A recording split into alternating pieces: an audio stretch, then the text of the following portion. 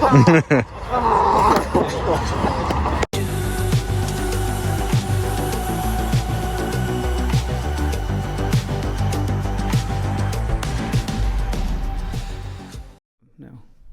back to the Academy of Historical Defence, and I'm Nick Thomas, bringing you a second video on double partisan or partisan and javelin. If you didn't see the first one, check it out. That was against Jordan Eyre of the AHF. In this video, you're going to see me fighting Jordan Mock from the Academy of Steel.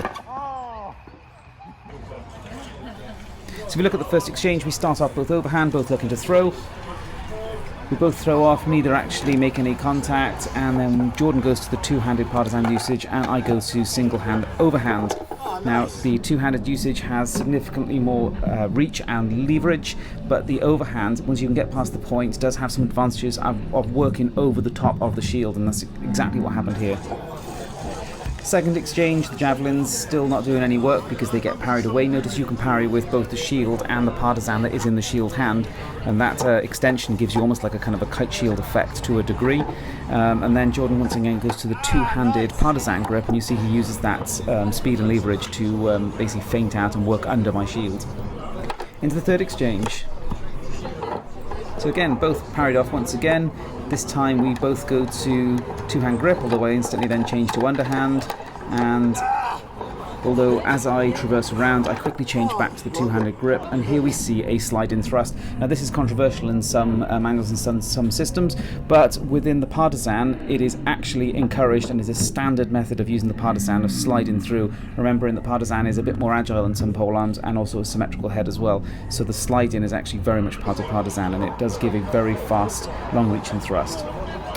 In this exchange we see me throw my javelin, and Jordan holds onto his and uses it to actually fight close range. So there's nothing stopping you from using the javelin as an actual weapon in close combat. You don't have to throw it by any means.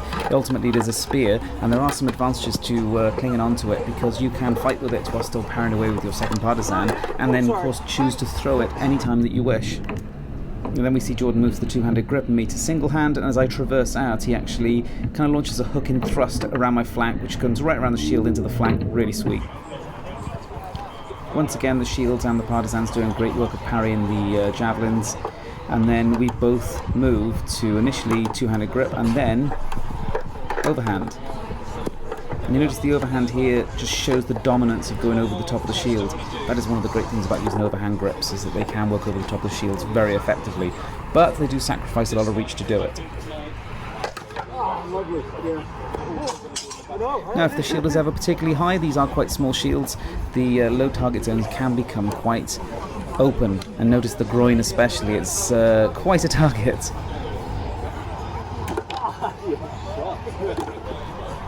Now in terms of throwing distance of the javelin, you can throw the javelin at any range. You can throw it really far out, mid-range and very close in, and you can also wait till the actual mid-exchange and throw like I did here. So actually I take two parries in a close-in fight from the thrust of the partisan and then throw mid-exchange, and this can be really effective because you can catch people well off guard.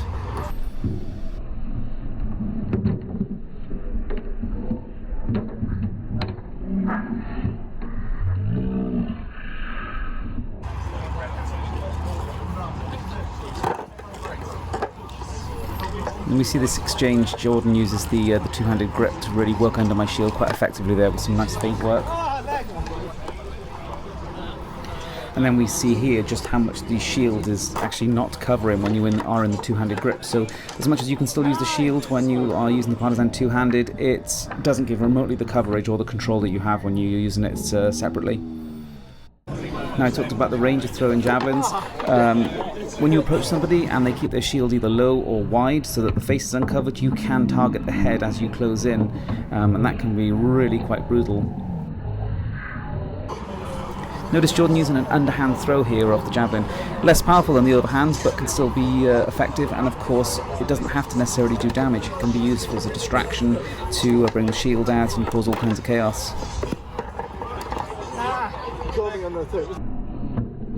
This was the only real double of the fight we got, where I cut Jordan's arm and he went into the leg. I mean, the vulnerability of using partisan two-hand can encourage that because they can become quite fast. And here Jordan gets me back for that groin thrust with one of his own. Yep, the moment you can bring that shield up, the groin is a great target.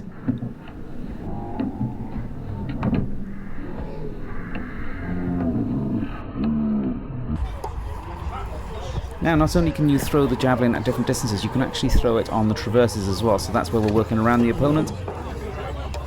It can open up some new angles, but also just cause a bit of chaos with the opponents and encourage them to kind of make mistakes with their shield. And you can see us play a little side-to-side game here, which is kind of funny before I throw straight into the knee or thigh as it. Yeah, you'd think it'd be hard to hit the legs with a javelin, but we're fighting at such close ranges with them that actually it can be a really good target zone.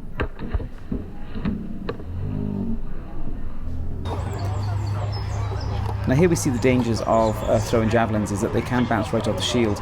Now back in Pietromonte he talks about rotellas being made of wood, and certainly Italian ram shields in the late 15th century were often wood and sometimes just completely flat. And he talks about the points getting stuck in them and even encouraging and deliberately trying to do that to bring their weapons down and bring their shields down. But by the time of Marozzo, the shields were generally metal and domed like this, in which case they would bounce straight off, and so yeah, that is a concern.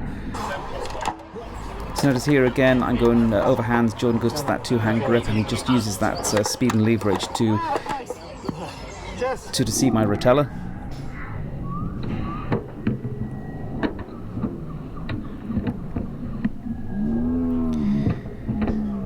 As with any shield combat, when you can draw the shield up or down, you can open those target zones, and yeah, you bring those shields up, you can go straight for that league leg.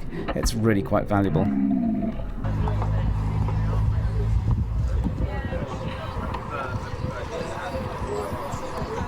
And here we see another instance where Jordan's chosen not to throw the javelin and actually use it for an attack, and this is quite sweet. So after I've thrown mine, he actually feints up high and then drops under my shield, thrusts into the flank. Sweet. And here we finish up. Yeah, it's pretty tiring and it's pretty tense.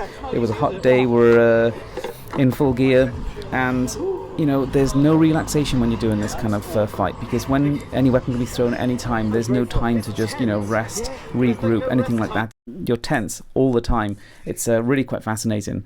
I hope you enjoyed the video. Thanks for watching. Please check out the previous video where I did another double partisan or javelin fight with the other Jordan, and if you haven't subscribed, please do so.